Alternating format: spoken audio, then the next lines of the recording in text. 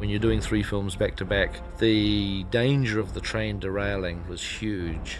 We knew we had to plan these movies as detailed as we possibly could because there'd be very little room for error. When Peter set out to start designing the film, he basically pre-visualized every shot.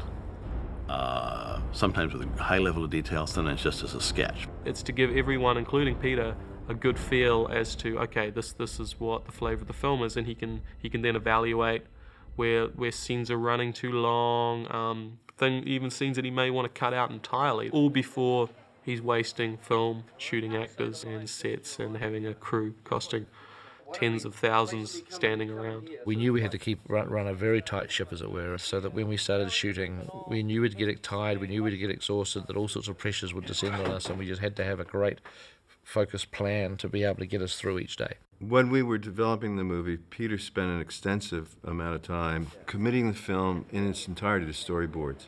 And he ended up storyboarding all the films. You know, basically every frame we see in these films had already been storyboarded by Peter.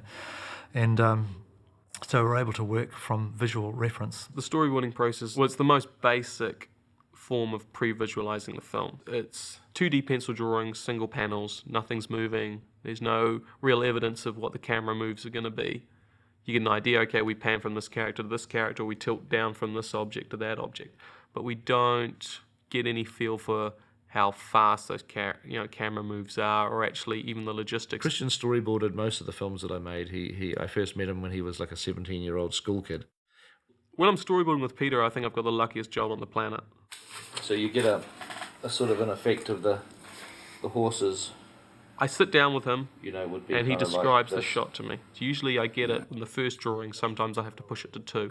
If it's a really difficult shot, I might have to just quickly do a 3rd sketch. Christian understands very much the sensibility that I have, and we started storyboarding as we were writing the script, so we didn't even wait for the script to be finished. It's his way of checking that the ideas that he has for telling a story are going to work. I mean, that is the single thing that I think storyboards are most valuable for me, is that they're a cheap pass at the movie. You know, I get to make the movie at a really, really low cost for the price of a few pencils and some paper. But it effectively has put me through the process of making the film. As a director, I've had a go. I've done version number 1. And I can get to look at the movie complete. Which was a great tool. It was never intended and never was the final version of the movie. I've worked with some directors who will storyboard their film, and you'll really see those storyboards on screen. Peter's not that kind of a director. Peter uses it for inspiration, for communication with the departments, but you know that those storyboards are going to change. They're a starting point, not an end point for Peter. Not only doing the storyboards, but then having them shaded and then photographing them as an animatic. We had made what we called an animatic, which was basically videotaping each frame of the storyboards. The storyboards are all, they're digitized, they're edited together as the shots will or would be edited together in the film, and it's basically a little black and white 2D drawing version of the film itself. We'd got some local New Zealand actors together in a studio, and there was 5 or 6 actors, and they had read through the script in a recording studio, playing the different characters, and then those voice tracks had been edited with the storyboards. What are you doing? Fried eggs, sausages, and nice crispy bacon. I've saved some for you, Mr. Frodo. You idiots! Put this out!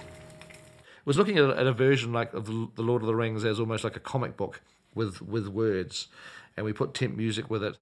You're seeing the storyboards as they pace in the film, as you want them to pace in the film, and so you get a feeling for the progression of story and the pacing of the storytelling. Peter told us about it, and he was like, all right, I'll screen it for you before we start filming. And we all got to Pete's house, and he screened us this animatic, and it was a trip to read the script and talk about the script and get ready for the process of making the film, and then suddenly see a very rough compilation of those ideas put onto the screen.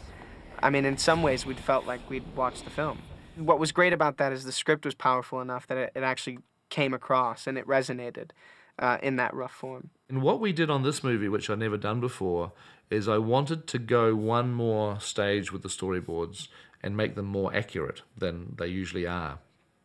Grant Major would draw up the final plans for each set that had been designed. Some of these were initially made into architectural models, which were made fairly quickly. We ended up calling them animatic models, and we used them so that Peter could actually get a lipstick camera, get little toys. You know, we get little figurines that we always had, like Hobbit size, you know, human size, you know, Balrog size. We had all these little toys. It was great. He could actually have them in this little, you know, model that was either a reference point for the set or for a miniature down the road. So the storyboards that he had done previously were expanded on shot by shot by the use of his camera working around our models. And we'd have it hooked up to a video monitor that I'd have a freeze frame function on.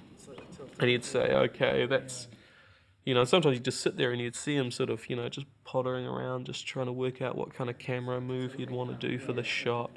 And you'd place the figures and he'd, you know, okay, that's the frame, I'd pause it and then draw from the screen. Christian could actually sit there and go, okay, so you're thinking this frame, yeah, okay. And then he could actually draw out, sketch out the storyboard that was reflected on the monitor that actually, you know, was to scale.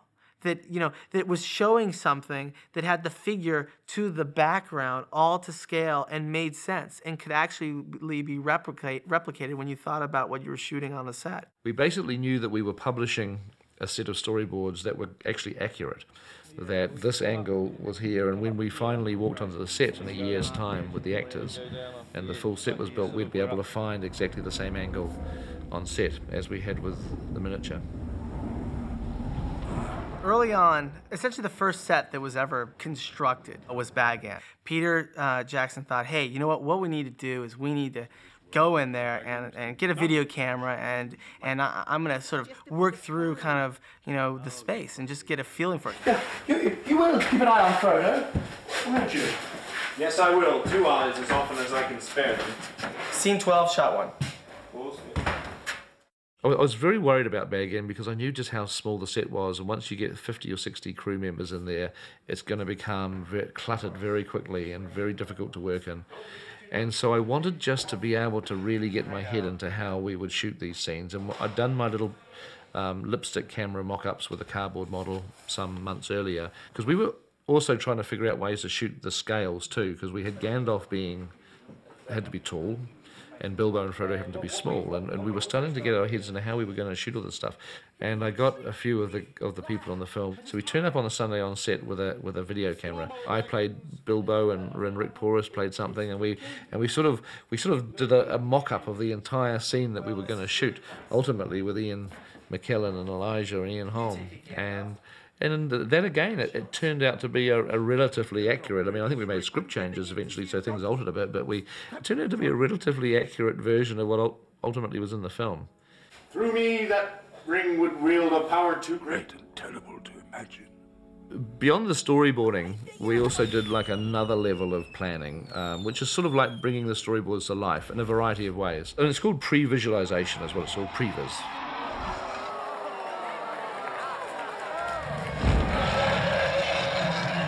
Pete was able to use Pre-Vis to help him tell his story. He wanted to turn a lot of his 2D storyboards into 3D moving cameras. He's a very dynamic filmmaker. He likes big sweeping camera moves. Just at the ideal moment while we were in pre-production, Rick McCallum, the producer of Star Wars, came to New Zealand on a trip, and I was talking to Rick about the whole pre-visualization process, and they'd obviously basically developed their own Pre-Vis department for Star Wars.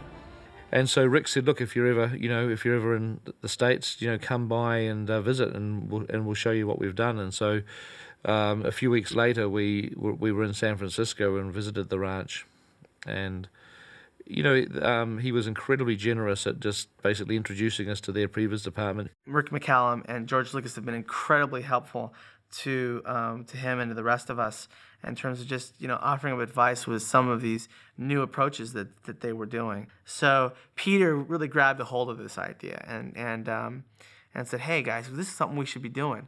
So what we did was we went out and we searched for young, recent graduates of graphic art schools, and the kind of folks that love film and have a passion for film, maybe wanting to try to make a foray into the world of visual effects, and this could be an interesting opportunity for them.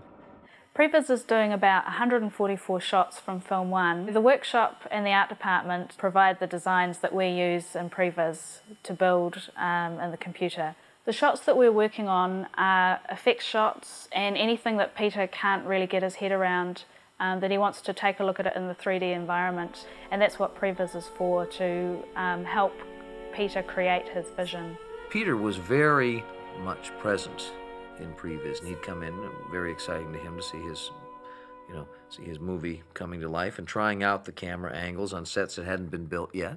First thing we did was the whole Khazad-dûm stair chase. We built basically a copy of Alan's drawing sort of in 3D in a computer and began to experiment with angles and shots. The miniature of the staircase was also constructed by Richard Taylor. The actual miniature that ended up being used in the movie was one of the very first miniatures that Richard built, and so we were able to also use that miniature to plot a lot of camera angles and to plan it. And so, gradually over the course of possibly a year, this drawing of Alan Lee's had inspired and led to the creation of this hugely complicated, hugely expensive scene. Peter cut out a lot of bits, but it was even wilder. You had Frodo's point of view going down the stairs, and it's like going, running like this and up at him and nearly falling off, all this close work on them. And in some ways, and tripping and falling and rolling down right almost to the breach and being grabbed at the end, and looking over, and then the arrows start coming, It was, it was wilder, but eventually it got to the point where, you got to cut somewhere.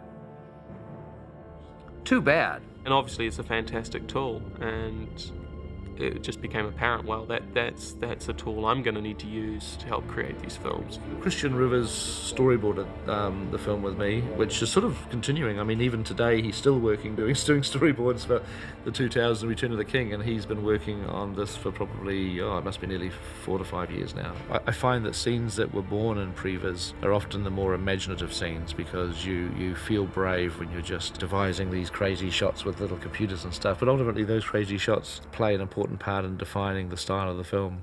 That's where I feel like I've been able to learn from him, because it's the stuff that I was sure wouldn't work that he makes work. And one of the things that I said to myself when I came down here was, I already know what I know, but I don't know what he knows. So I'm going to keep my eyes open, because he does a lot of things that shouldn't work but do. And that's the fun of it, is hearing something that sounds just impossible at the beginning and then seeing how he puzzles it out.